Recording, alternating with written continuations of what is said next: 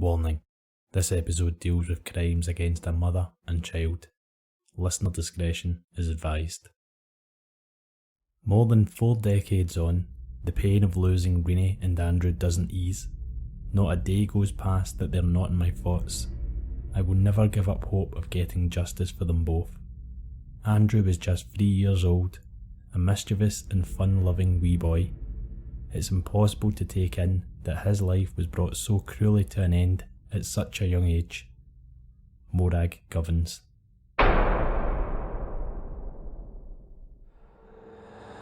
I'm Jess, and this is Skinwalker.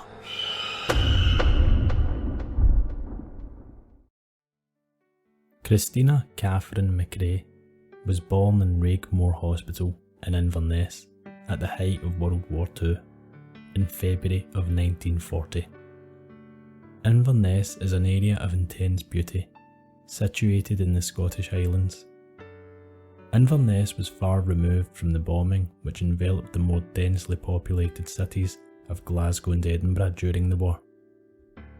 Given the relative safety of Inverness, Christina, soon to be known as Renee, spent her early life surrounded by the dispossessed evacuee children who had been shipped away from their parents in Scotland's central belt to keep them far away from the horrors of the war. The Scottish Highlands were not immune to the bombing raids which engulfed Britain, but it is fair to say that life was much more serene in Inverness between 1940 and 1945 than it would have been in many places across the United Kingdom. By late 1945, the war had officially ended, and life began to revert to normal throughout the UK. The evacuees returned to their native cities, hoping to find that their homes and families were still there to greet them. The Highlanders who had been their gracious hosts returned to their daily lives, and Renee, who was by now a bright and bubbly 5-year-old, had begun school. Renee's talents never lay in academics. She was a caring, kind and friendly student and well liked by her peers.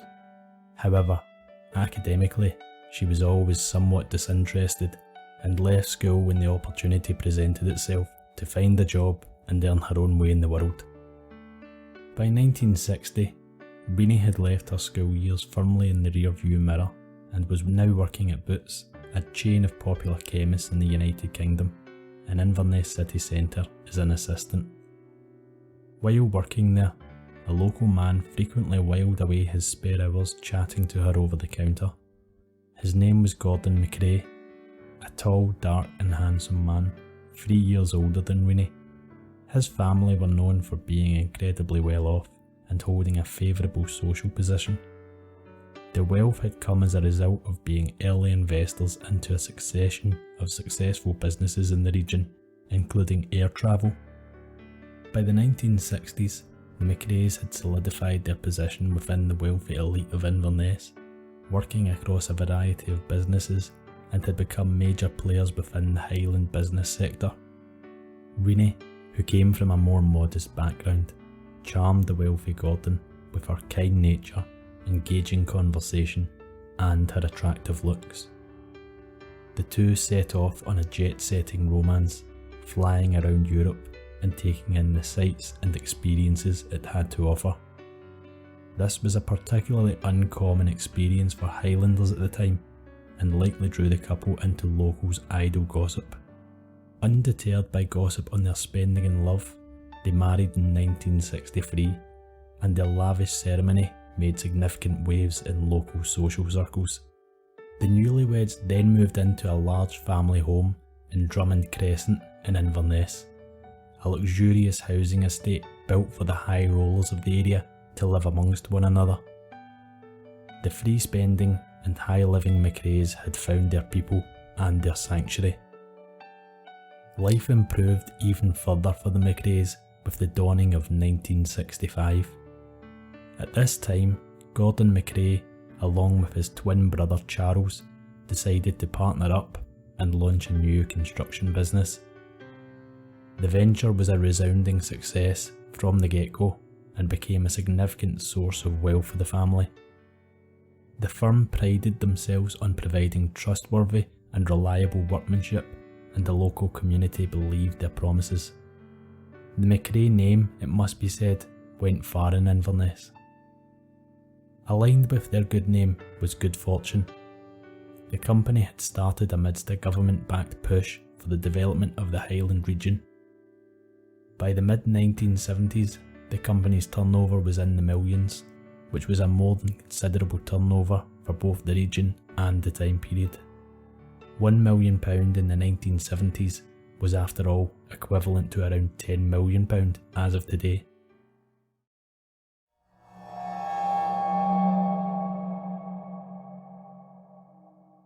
Celebrating their booming businesses and the freedoms their money provided them was attractive to the pair for a time, but eventually, Renee and Gordon decided that they wanted to grow their family and have a child.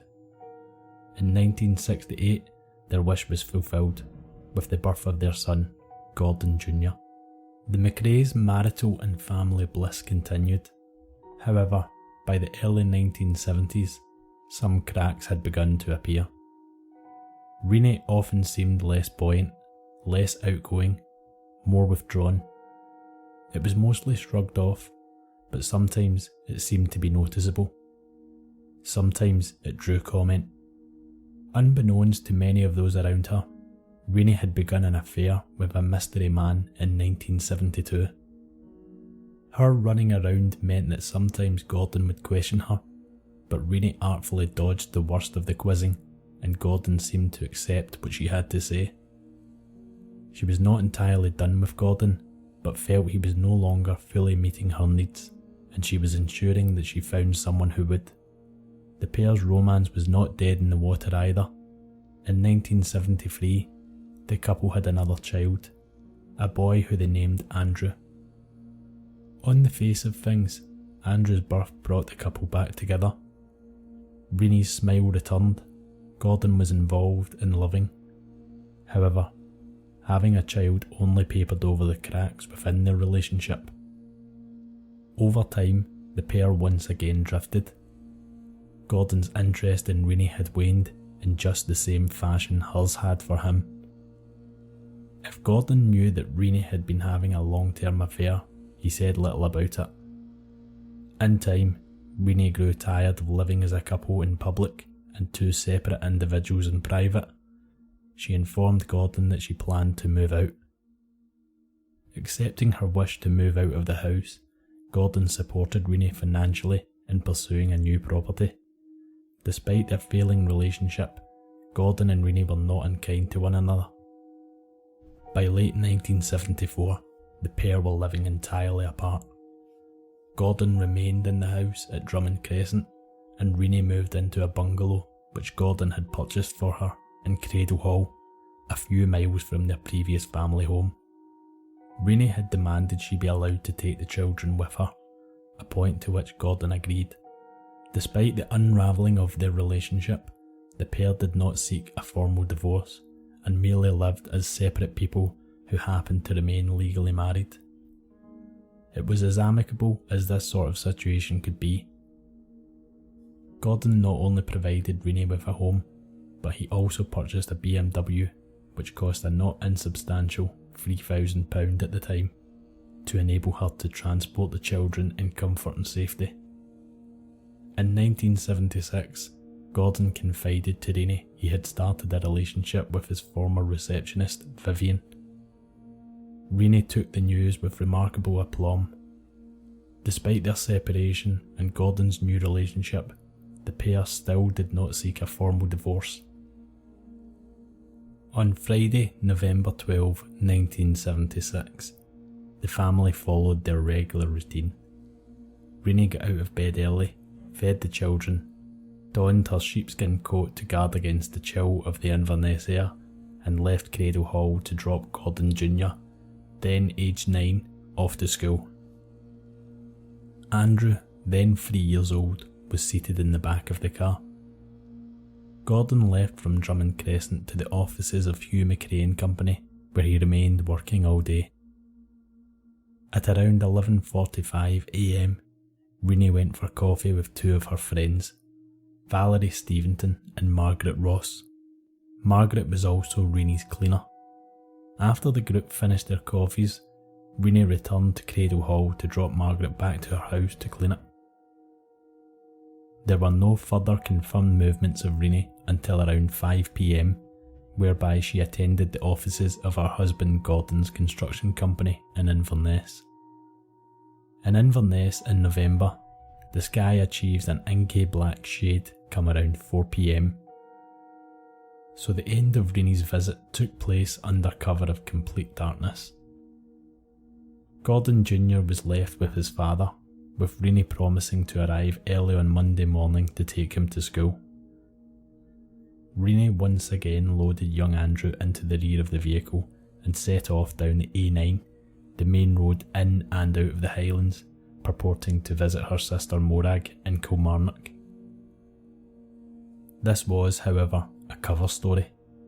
Renee had in fact set up a weekend away with her mystery lover, with whom she had continued her affair from 1972. Renee intended to drive to a hotel to spend the weekend with her mystery man, with her young son Andrew in tow. Sometime between 9 and 10 p.m. that evening, a phone call was received by the command room in Inverness from a farm just off of the A9. The caller was a bus driver, Colm McGregor. McGregor mentioned to the control room that he had been driving a bus up towards Inverness from Glasgow when he had seen smoke billowing at the roadside. He pulled into a lay-by and upon closer inspection found a blue BMW ablaze at the side of the road.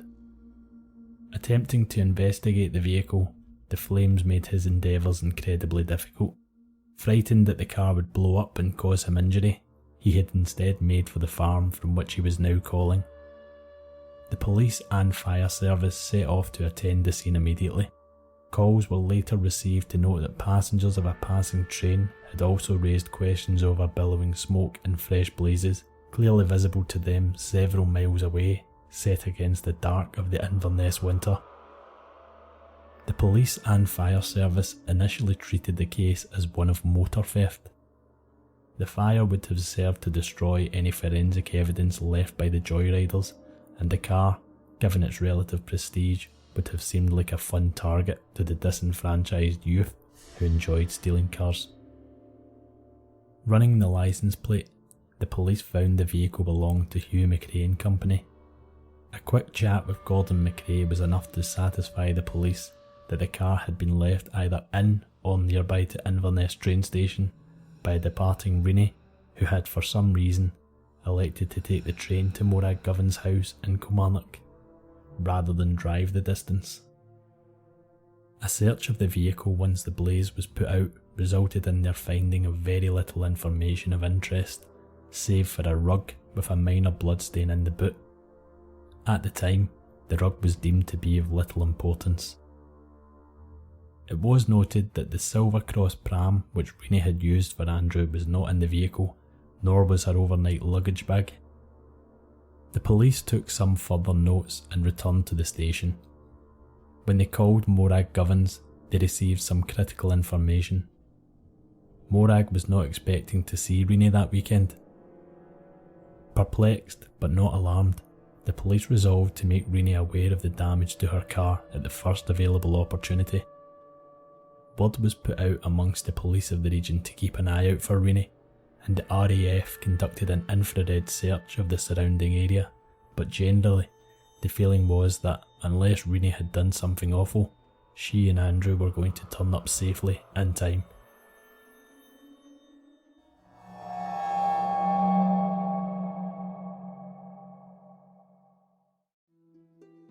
The weekend rolled by, and there was still no sign of Renee or Andrew. Worries grew, given that this was entirely out of character for Renee. She may have had her quiet and withdrawn periods while her marriage with Gordon was at its worst point, but she was not the sort of person who would have wanted her family to panic about her well-being. Gordon's worry reached fever pitch by Monday morning. Renee, on a weekend trip with her lover, may have been unaware that people were panicking about her well-being over the weekend. However, she would have been abundantly aware that if she never turned up to pick up Gordon Jr. for school on Monday morning without at least a phone call to explain, her family would rightly worry. Gordon reported his concerns to the police and they promised to follow up. On the week of the 19th of November, the police called a press conference whereby they declared that the case of Rennie and Andrew may be one of foul play. This had not come from idle speculation. After Gordon MacRae had reported his concerns on Monday, the police had started to conduct serious interviews with those around Rennie. One of the first ports of call was Gordon MacRae. Having reported his concerns about Rennie's welfare and jilted husbands being a key area of interest in murder inquiries, Gordon MacRae was questioned in significant depth about Rennie's disappearance. Confiding in the police that he was aware to some degree that Rennie was having an affair, he simply noted that he put up with it and lived around the fact, albeit without knowing the identity of the man in question. He informed them that he was in his own relationship now and gave a convincing alibi in respect to his location on the night of Rennie's disappearance. He further noted that he had initially believed Rennie had left the car at Inverness train station before going wherever she was going.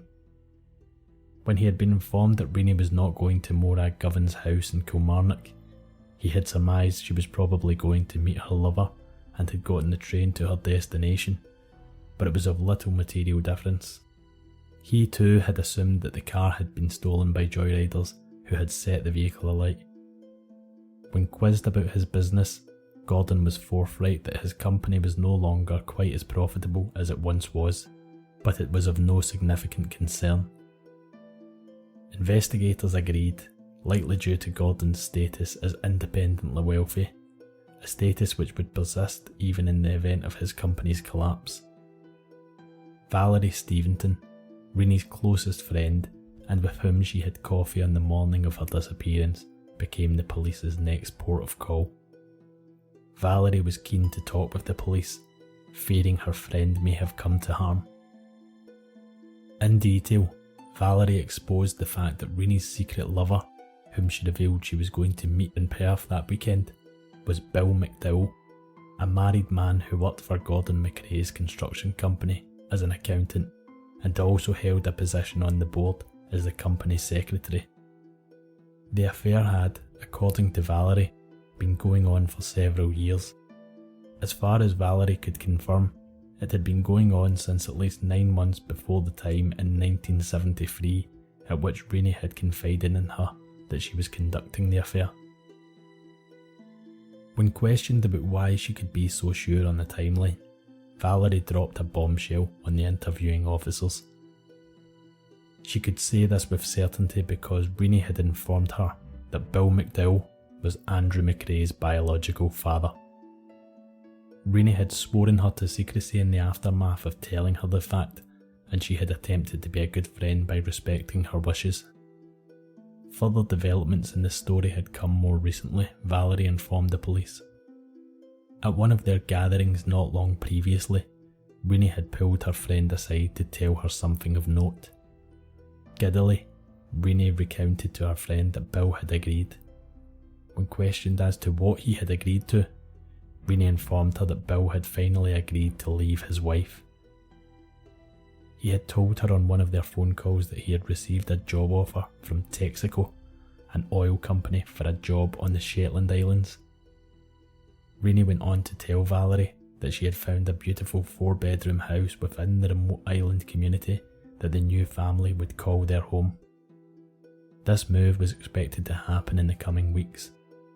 The two also chatted long hours about how after this move they could live openly on the island, away from the lies and deceit which marred their illicit relationship in Inverness. The story told by Valerie Steventon left the police with 2 new lines of inquiry.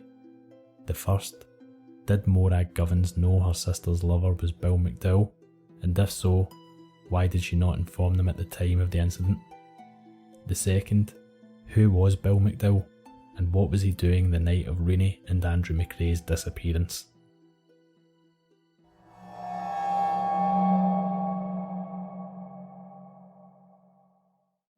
Armed with the new evidence of Rennie's lover, the police returned to interview Reenie's sister Morag in Kilmarnock. When prompted, she admitted knowing Reenie had no intention of coming to Kilmarnock, and that evening she was aware that Reenie had planned on meeting her lover.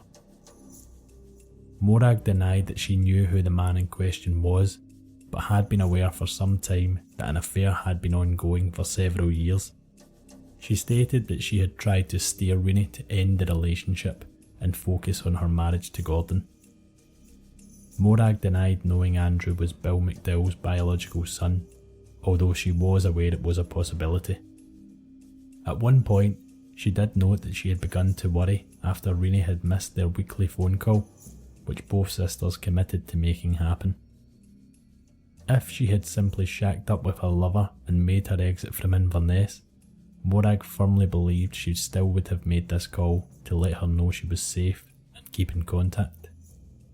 With all secondary stories confirmed and analysed, and with his recent identification as her secret lover, police suspicion fell firmly on Bill McDowell. The police made a stop to interview Bill. During his questioning, he admitted to being Andrew's biological father and Reenie's long-term lover. He agreed too that he had in the past said to Reenie that he would be open to leaving his wife, Rosemary. For the night in question, he had made plans with Reenie for the trio to spend the weekend together as a family in Perth. He had, in his words, changed his mind and opted to remain in the house with his wife Rosemary. She provided an alibi for Bill and confirmed he had been within the confines of their home on the evening in question. When the police stated they felt Reenie may have come to harm, Bill offered them some modicum of solace. Reenie had attempted to contact him on the night in question and over the remainder of the weekend. The pair were aware that their relationship made it difficult to communicate in the open. As such, they made use of a type of coded ring which meant that Bill could identify that it was Reenie who was calling his phone. In his words, she would ring for a certain number of times, hang up, and then redial his number immediately. Should it be safe to talk, he would answer on the second phone call. Bill noted having received these coded calls throughout the weekend could only mean one thing. Whatever may or may not have happened to Reenie on that evening, she could not be dead. McDowell's statement was not, however, in total agreement with the information which the Northern Constabulary had gleaned from Valerie Steventon and Morag Govins. He categorically denied that he had any intention to leave his wife to start anew with Reenie, and that the story of the new opportunity in Shetland was a complete fabrication. In the aftermath of this statement, Bill McDowell was released both from the police interview room and from his position within Gordon McRae's construction company.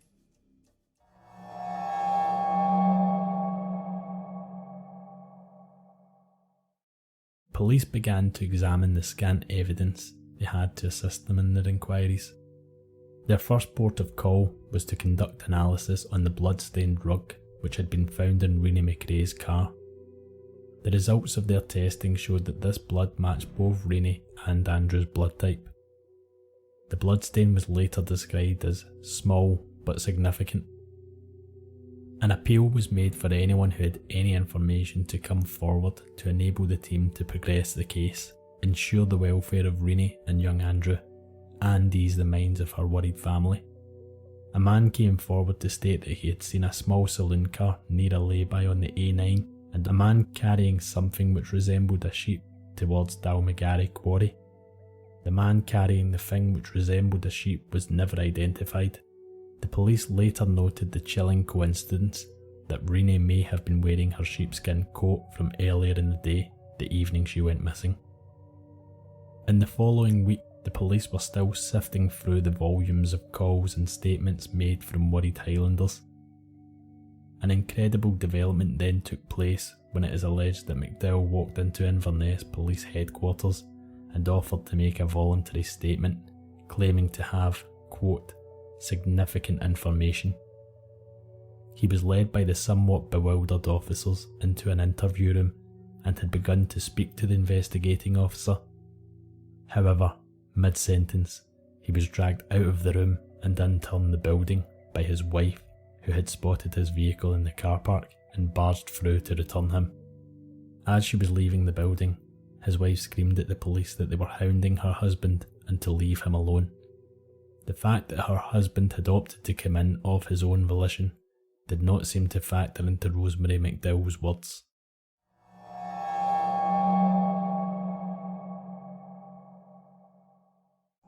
Despite the glimmer of hope offered by Reenie's supposed coded rings to McDowell, the Northern Constabulary were becoming increasingly worried for Reenie and Andrew's well-being.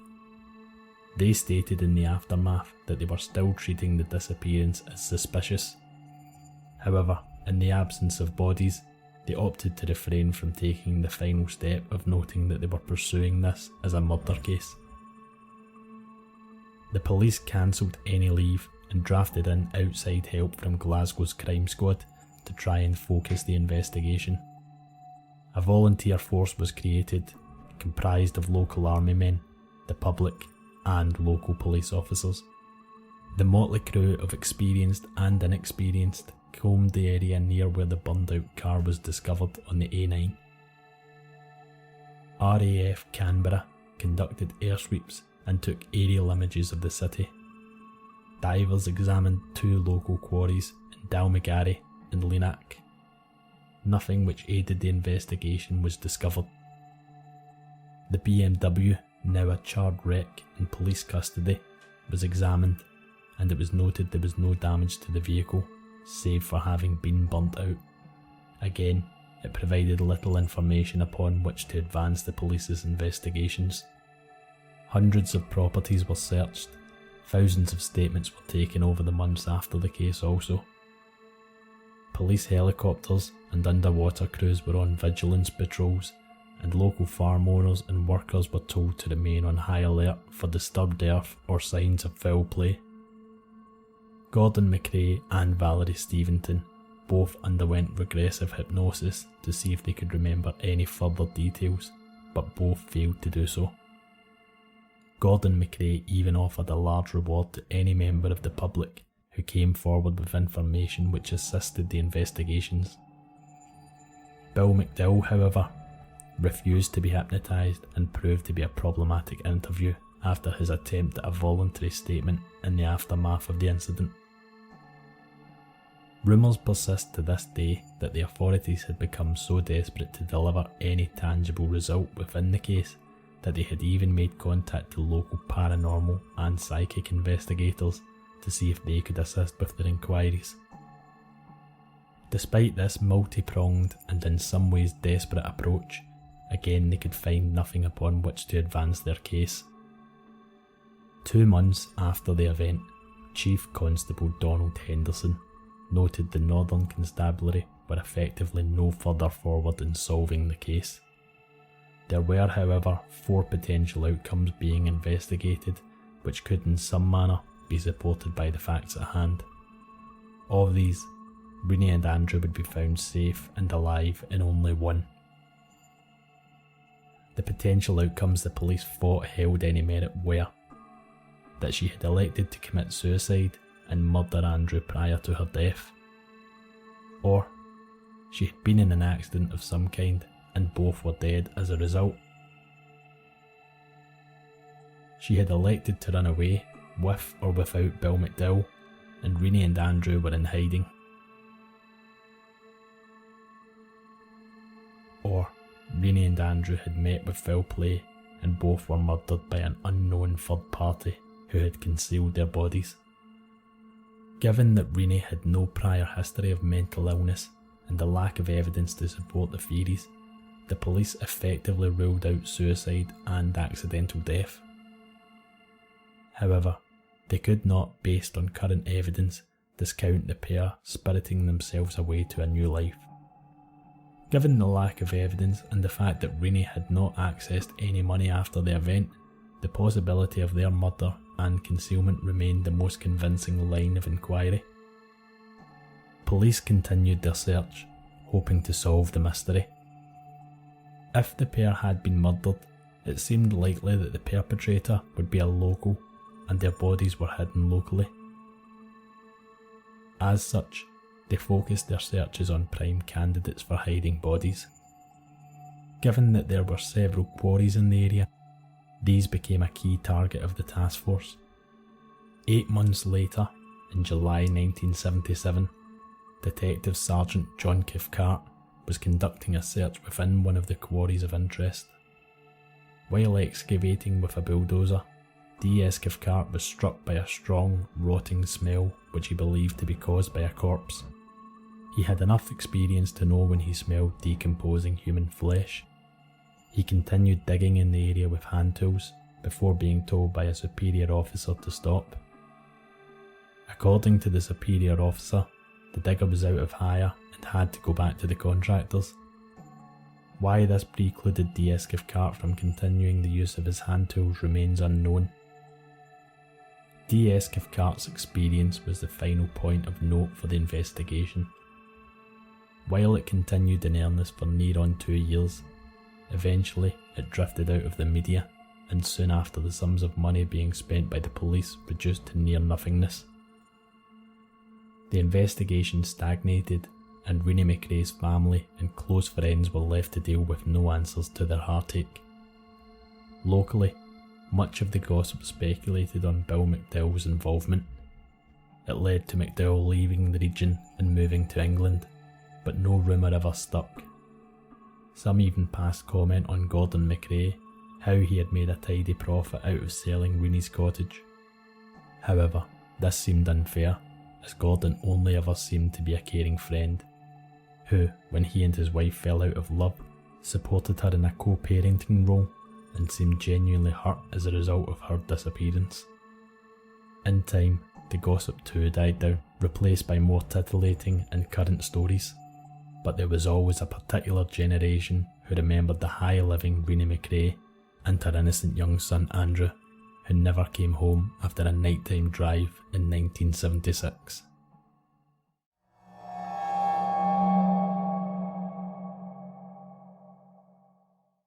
On January 8, 2004, the first episode of a documentary series aired which was produced by Grampian Television, designed for a UK audience. The programme was named Unsolved. It focused on cases of unsolved crimes within northern and central Scotland and was hosted by Alex Norton, a television star from famous Scottish police drama Taggart. The series was a runaway success. However, no episode drew quite as much attention as the first. The first episode was the disappearance of Rennie and Andrew McRae. An entire generation who had heard their parents talk of the case finally took notice. They were introduced to what looked like a solvable case and a truly tragic story at its heart. Public interest was firmly back on the case. Calls were coming into the Northern Constabulary and money was being promised at every turn. Later that same year, the Chief Constable of the Northern Constabulary, Ian Latimer, announced that promises had been turned to action and he was to front the launch of a cold case review. Identifying the Dalmagary quarry as their key area of interest, the cold case team spent over £120,000 to dig out a then flooded quarry and a further £100,000 in general investigating expenses.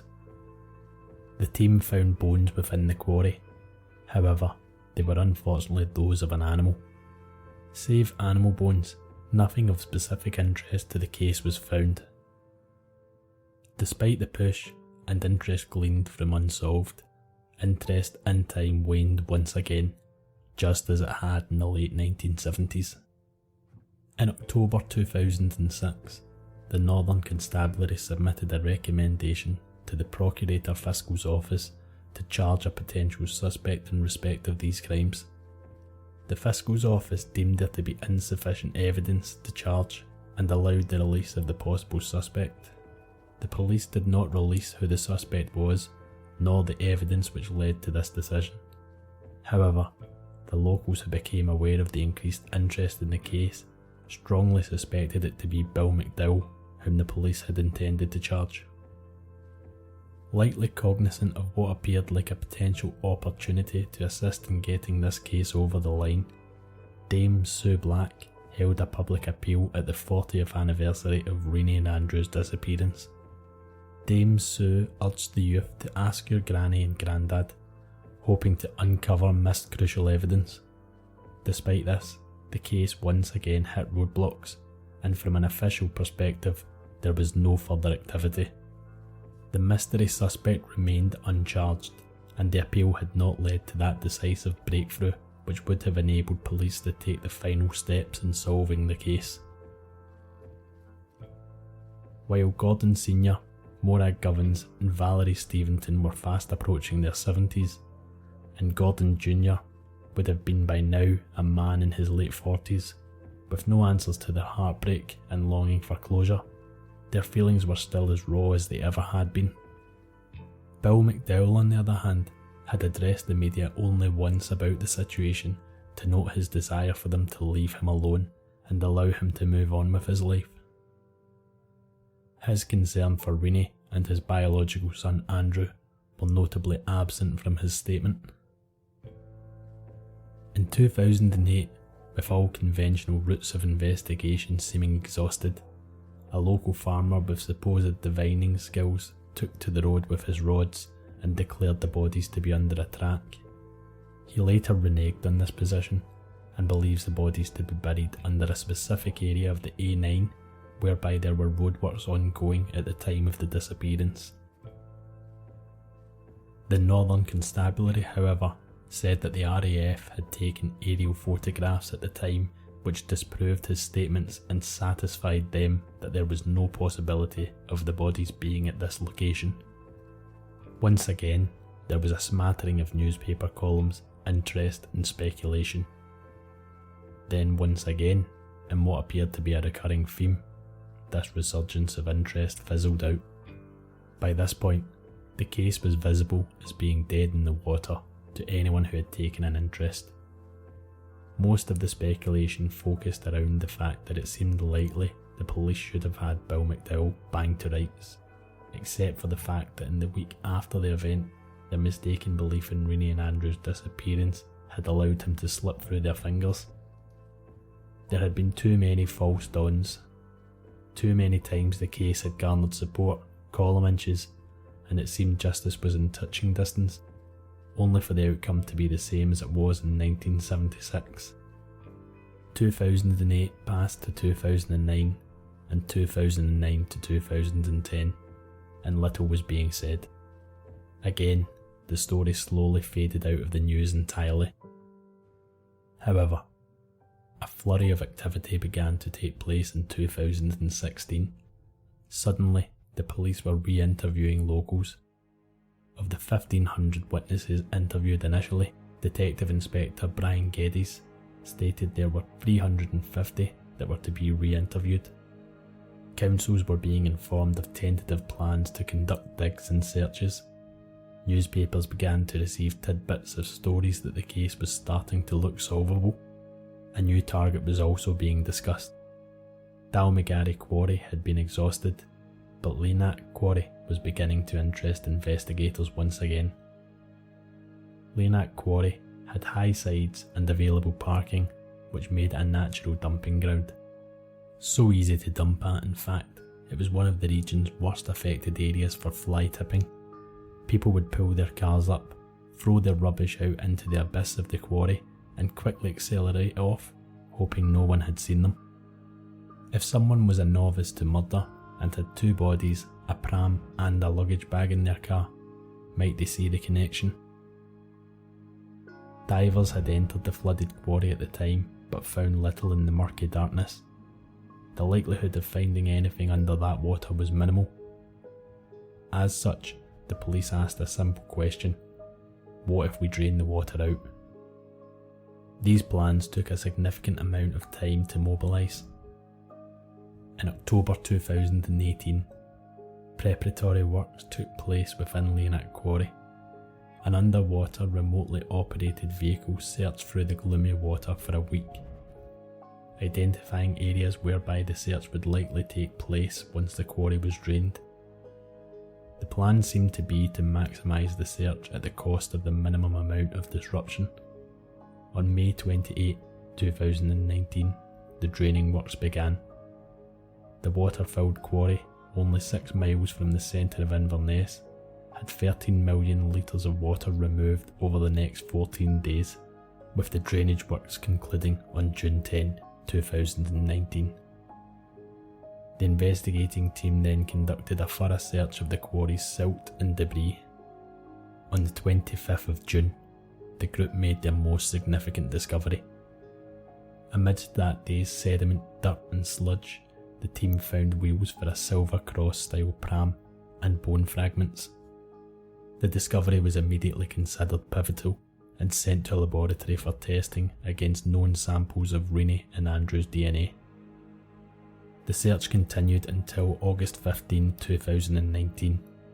The remaining period of the search turned up some further matter of interest, including up to 50 vehicles which had remained hidden in the quarry's depths, but none so immediately attention-grabbing as the Silver Cross wheels and bone fragments discovered in late June. The remainder of August passed without significant comment from the police. They reiterated they were working through their findings and examining the material which had been recovered from Leonat Quarry. Then, on September 12, 2019, around 3 p.m, every crime reporter in Inverness and soon across Scotland received the same message: get to Inverness Sheriff Court now.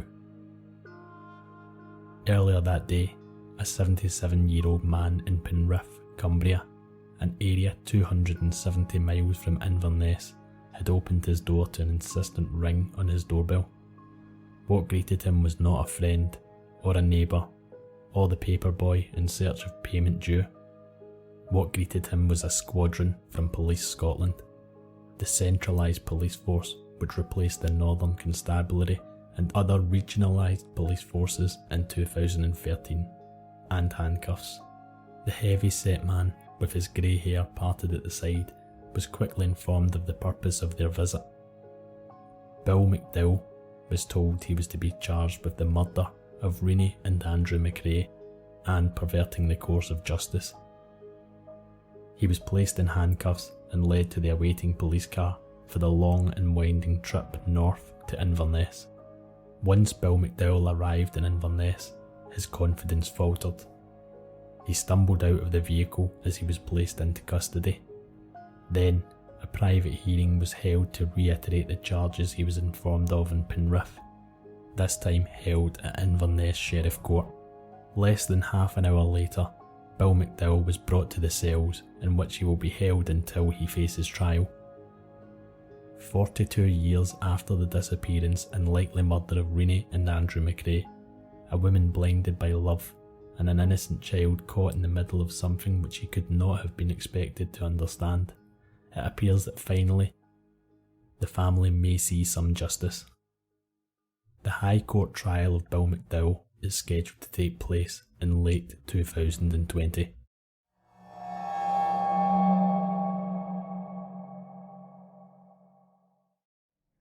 We hope you've enjoyed today's episode.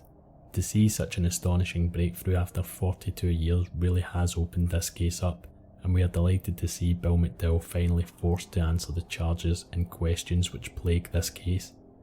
If you love the podcast, please tell a friend about us and rate and subscribe wherever you get your podcasts. If you have any great case ideas or want to get in touch, feel free to reach out on Instagram, Twitter, or via email at skinwalkertruecrime@gmail.com. We also have a really special announcement for our listeners.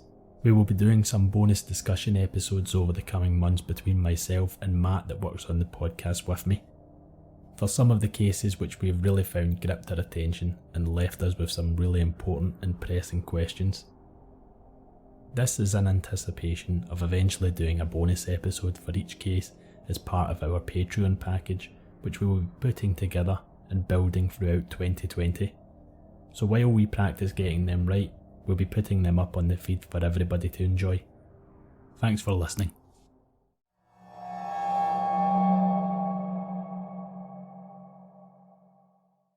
Morbidology is a weekly true crime podcast hosted by me, Emily G. Thompson, author of Unsolved Child Murders and co-author of Unsolved Murders, True Crime Cases Uncovered. 911 emergency. My son shot my husband. I need an ambulance. He's bleeding. Using investigative research combined with primary audio, including 911 calls, interviews, and trial testimony, Morbidology takes a look at some of the world's most heinous murders. Do you know why you're here? For a home invasion gone terribly wrong. Listen to Morbidology now on Himalaya, Apple, Stitcher, Podbean, or wherever else you get podcasts.